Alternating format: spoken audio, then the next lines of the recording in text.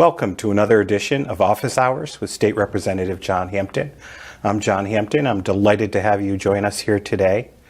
Standing up for Connecticut businesses, I'm thrilled to have Andrew Markowski, Executive Director of the National Federation of Independent Businesses, with me here.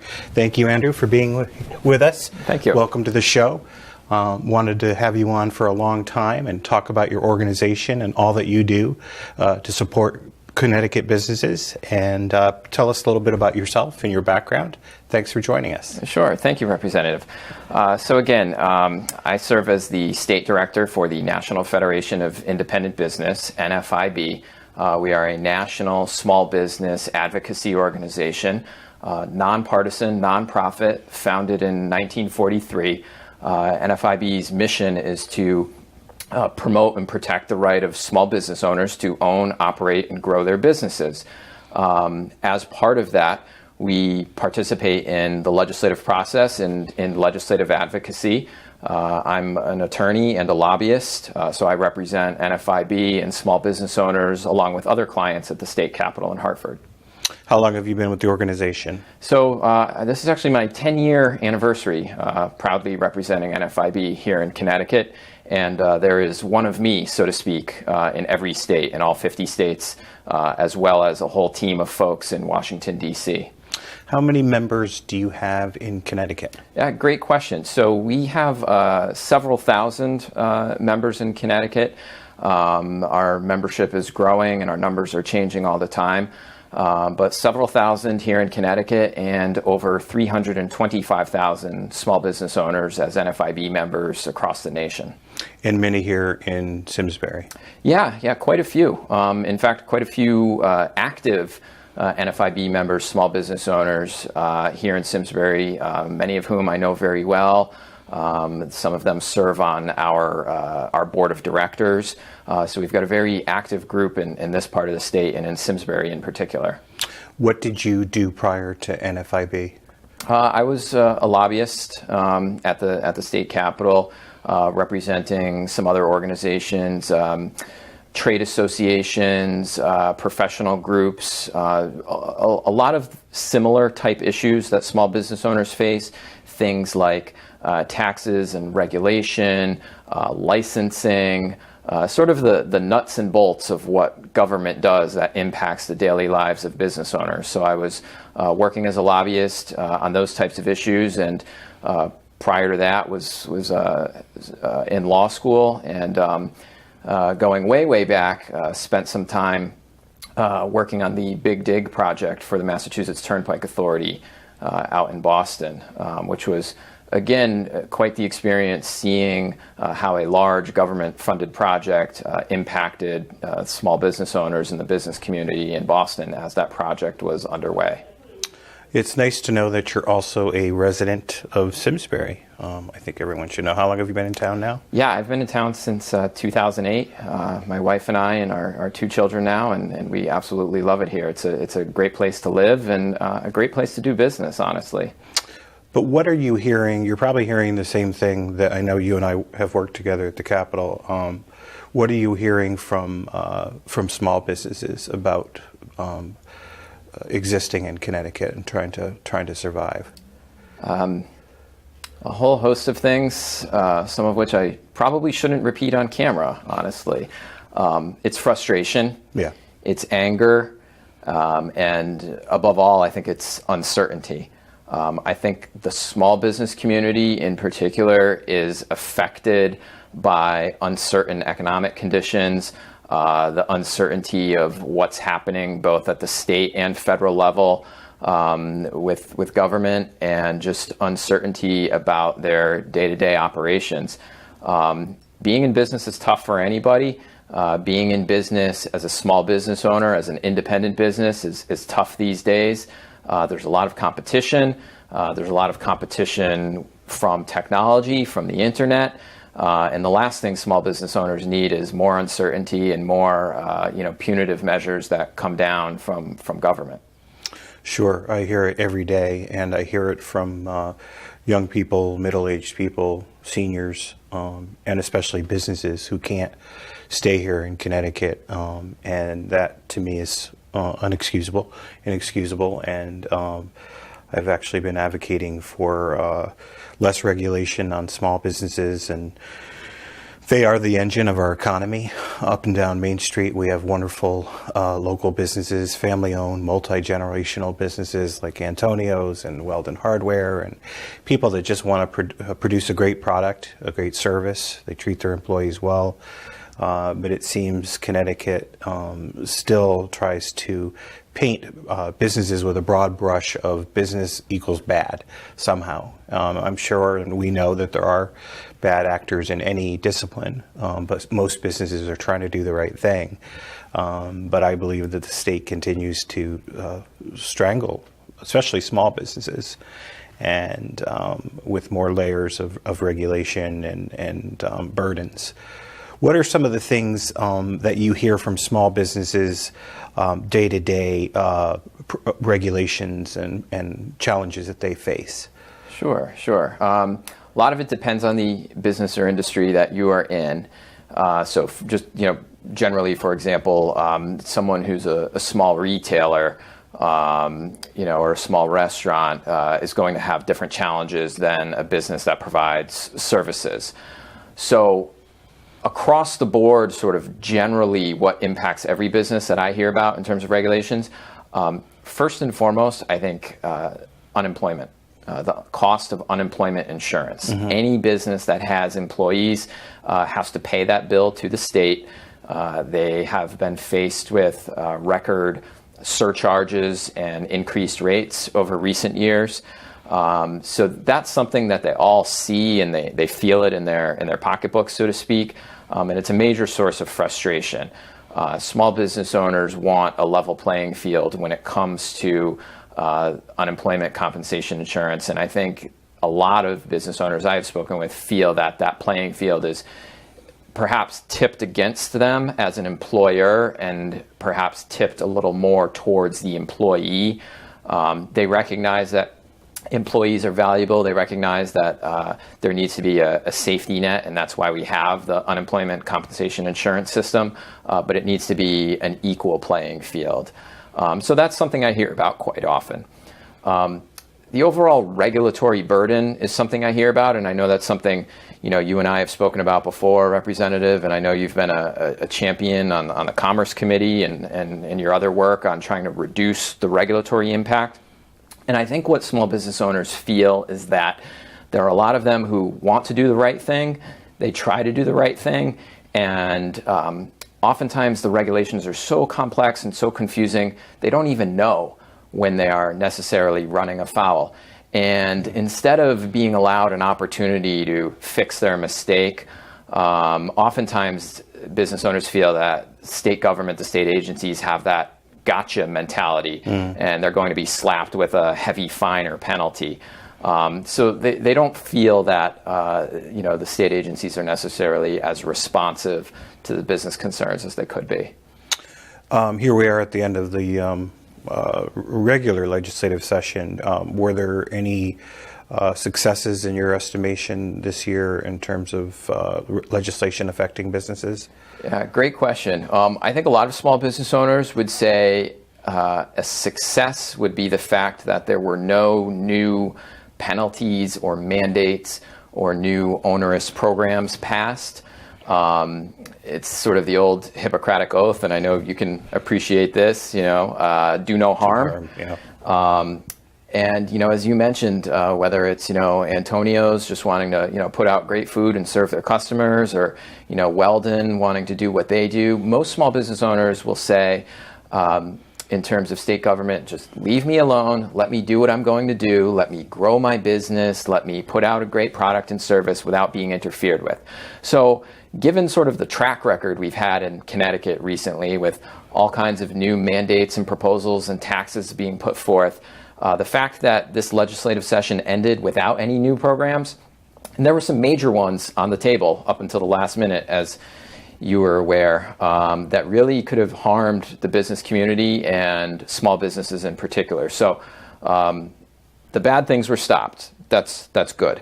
In terms of some good things that happened, there was a a lot of small business owners will say to me, Andy, does NFIB have any resources as to what we need to do about X, Y, and Z? What state agency do we need to get in touch with about this problem? What resources are out there? And NFIB does have some resources. I encourage small business owners to contact me or contact NFIB, and we can direct you. But a lot of them are frustrated and they say, shouldn't there be some place or someone in state government that I can call, or I can go online and have all my questions answered? And there was a proposal this year that I know you were very much involved with championing as well before the Commerce Committee, the creation of a small business hotline here in the state of Connecticut, and NFIB was proud to have supported that effort. Absolutely. And we think that will be a good one-stop resource for business owners who need to navigate sort of the maze or the bureaucracy of state government, find out what licenses they may need to get, what grant programs may be available to them. It's just good to have a single source, a single point of contact within the bureaucracy of government for small business owners to be in touch with. So that was a very positive piece of legislation that passed, and that's the type of thing that I think and NFIB thinks state government should do more of. It should be more proactive pieces of legislation. How can we as government help the small business community, and less about being punitive? Yeah, and sometimes just getting out of the way and letting businesses exist and thrive. And it has to be very overwhelming for a small business just to get started. Like you said, one or two people getting it off the ground, you must just be overwhelmed. So the small business hotline will definitely help. But you and I also share the anxiety over the overall climate in the state. And as we're filming this week, Aetna announced its departure, and Stanley Decker is making noise. And I still don't understand why we haven't gotten the message that Connecticut is not business friendly. What it's going to take. What are your thoughts on Aetna's departure and what the state needs to do to stop this drain of corporate existence here in the state? Yeah, great question. I think the Aetna situation is sad, but not unsurprising. I think a lot of people could have or should have perhaps predicted this. We have been running deficits in state government here, unfortunately, for as long as I can remember. The anxiety is high amongst the business community as a whole. You have major players like GE, who already had announced their departure previously, now Aetna and several others making noise.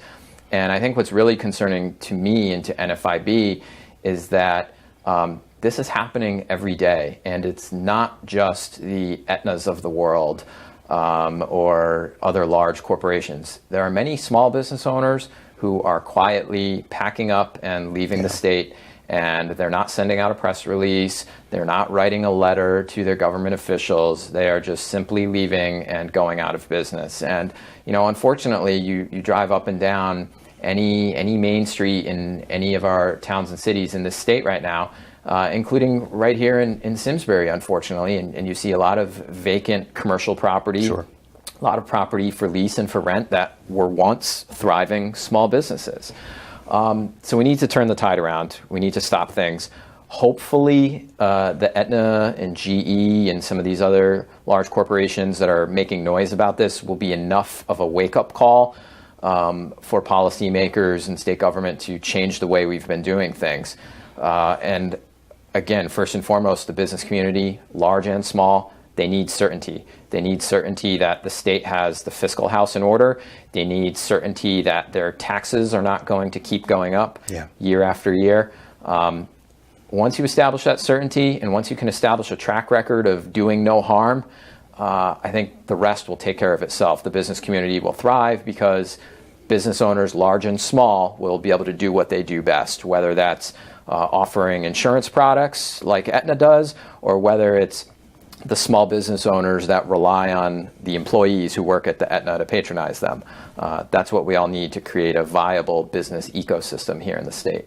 Yeah, well said. I think all of our citizens and businesses deserve certainty, and our state does not allow for that and predictability, and that's why we're seeing such a flight of people and businesses out of the state. And obviously, that's one thing that I'm advocating against. And more of a, as we're talking here, we still don't have a state budget, and advocating for a state budget that really addresses structural reforms. We can't continue to tax ourselves out of our debt. We can't keep operating from crisis to crisis. I'm sure you would agree. And looking deeper into pension reform, which is on the table. I know you're well aware of the proposed concessions. Do you have an opinion on if they are go far enough? Do you think they're a good start in terms of revitalizing our economy? Sure. So when NFIB looked at that package that was put forth, there were some good things in there, some questionable things. Overall, it is a positive step in the right direction. I think based purely on the fact that what we've had for a long time in the state of Connecticut is a system that was unsustainable. Most small business owners would look at that plan or that package of benefits that our hardworking state employees receive and say, wow, I would love to be able to offer that in my business. I would love to be able to offer that to my employees. However, small business owners can't and don't do it simply because the math just doesn't work. Sure. This is all about numbers, and you can't pay out more than you take in. And that's essentially what has been going on in the state of Connecticut. So how do you fix that? Employees need to contribute more, just like in the private sector, just like the employees of NFIB members do. They contribute, on their own to a retirement plan, whether that's a 401k or an IRA. And when they're contributing a significant portion of their income, and they're lucky if their employer is able to match it. And many NFIB members do try and do that. They value their employees. They treat them as family. But again, it's all a numbers game. So the fact that the deal with the state employees requires employees to contribute more to their pensions is a good start. Should they contribute more than that? Absolutely. If you look at what the national averages are in terms of how much state employees contribute in other states to their pension system versus what is being asked here, you'll see that Connecticut still, even with these increased contributions, are far below the national average. So good step, could go further. Another aspect of it that's encouraging for NFIB is the fact that it creates this new, what they're calling a hybrid pension system, basically a combined defined contribution, defined benefit system, basically a traditional pension system combined with a 401k type system for new employees. That's been a long time coming. It's a question of what that will mean in terms of savings in the long run. But eventually, I think what the state needs to do and what NFIB members will tell their elected officials is the state needs to move all new employees to a pure 401k type system. Get rid of the defined benefit, get rid of the old pension system, and move purely to a system like a 401k like most of the private sector has. So positive steps in the right direction, to be continued, definitely needs to do more. This shouldn't be a one and done, so to speak, where people think that the state has miraculously reformed pensions and all of our budget problems will be solved, because I'm not certain that they will be. On the flip side, this agreement locks in for another 5 years. Sure. And I think that's concerning, because where else in the business world, where else in the employment world are there these long-term guarantees? Most small business owners and their employees don't have these generous guarantees that say their benefits can't be touched or they can't be laid off for the next 5 or 10 years. And just as a matter of policy, small business owners think that the state, the executive branch, the legislative branch should have more input and more flexibility. And when a contract is signed, when an agreement is put forth like this, it really ties the hands and binds, current legislators such as yourself, the current governor, and more importantly, future governors and future legislators. Yeah, I would agree with you. Some improvements, but a lot more to be made, and especially in terms of, which I've been advocating for, switching over to 401ks, and definitely the 5-year extension concerns me greatly. So it's going to be a major topic during the budget debate and dialogue in the next few weeks, and I'll be a strong voice for further reform, as I know you will be. Talk to me a little bit about Hartford, what your perspective is on the current state of Hartford, how the legislature should approach helping Hartford. Should we help Hartford? How should we? There's a lot of, obviously, businesses there, and do you have any thoughts on that? Yeah, great question. I'm excited to go to the Yard Goats Stadium. Mm-hmm. I hear it's a beautiful place. I haven't been there yet. I have fond memories as a kid of going to Hartford in the 80s when it was booming, when it was the insurance capital, going down for Whalers games. Sure. Yeah, and I think a lot of people do. Hartford's a different place now. A lot of small business owners who are struggling. I think on the positive side, there's a lot of entrepreneurship that we see, particularly in the cities and particularly in Hartford. And that's something that NFIB really promotes. There's no better path in this country to economic success and economic freedom and the ability to build wealth than to be an entrepreneur, to come up with a product or a service and an idea and sell it and create a business and build a business out of it, and to be able to work for oneself. And those are some of the values and goals that a lot of NFIB members hold true. And I know there's a lot of that in the city of Hartford itself. But those small business owners are dealing with crushing property taxes. And that's a problem. I think there's a lot of small business owners who want to see Hartford succeed, but they're skeptical of if the state should bail out the city. There's a lot of small business owners who say, the state takes their tax dollars in and then redistributes or reallocates those tax dollars.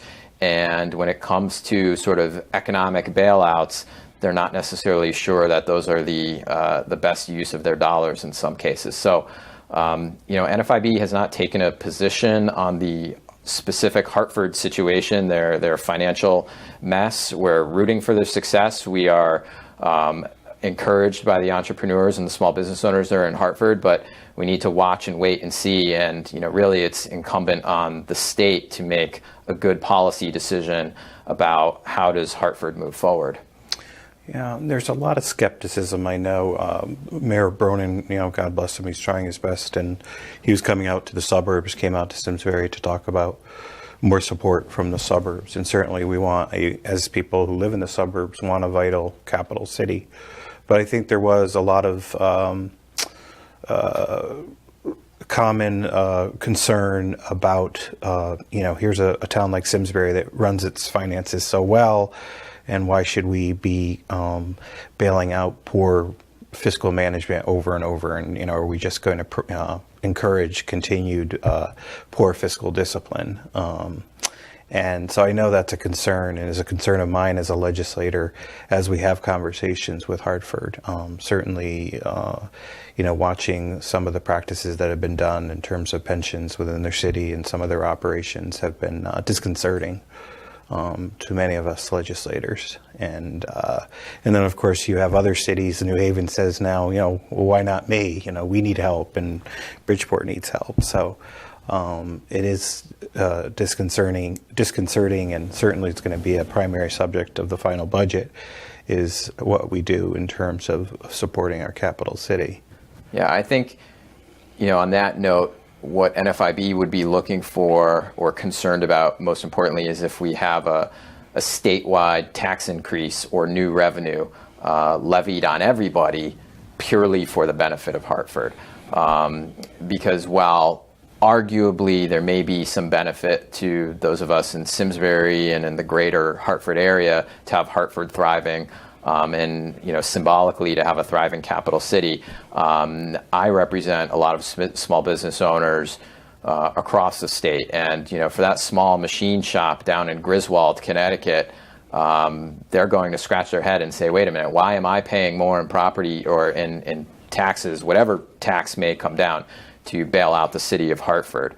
When I chose to locate my business in a town or a city that is well run and is fiscally managed. And I think what you'll see, the attitude or the philosophy of a lot of small business owners, a lot of entrepreneurs, NFIB members in particular, is when they look at government policy, when they look at economics as a whole, they're very much believers in the market and in the marketplace, and that less government interference is better, and sort of the cream rises to the top and everything else settles out. So I think there are a lot of small business owners who would say maybe Hartford does need to fail to perhaps spur some better innovation and better management in the other cities or in Hartford, so that everybody can succeed in the future.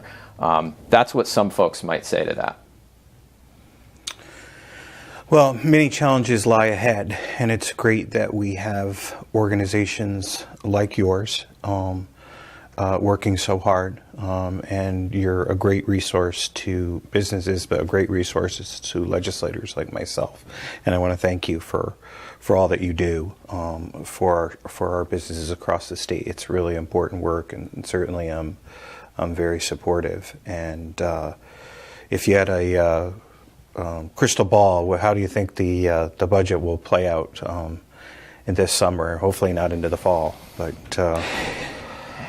that's the $5 what's billion. your wish? It's a $5 billion question, as they say. What's your perfect end to the story? I think the budget situation, unfortunately, does drag out through the summer into the fall. I do think it's ultimately resolved. My wish, NFIB members' wish, would be a budget that does not contain any new tax increases or any major new sources of revenue, Sure. that controls spending, that encompasses the current agreement with the state employees unions plus more, and that there are some major structural changes contained in that budget that will set us on the right path moving forward. As the governor himself has stated, and it seems to be that he's echoing what small business owners and NFIB members have been saying for the last 6 years now in Connecticut, we don't have a revenue problem, we have a spending problem. Yeah, absolutely. The budget can't be a revenue-driven discussion. We hope that it is not. And I know you, Representative Hampton, have been a advocate for some of these structural changes that we're talking about, that NFIB supports, that we would hope would be part of the final budget. Things like putting a cap on bonding, Sure. Limiting how much the state borrows and uses our credit card.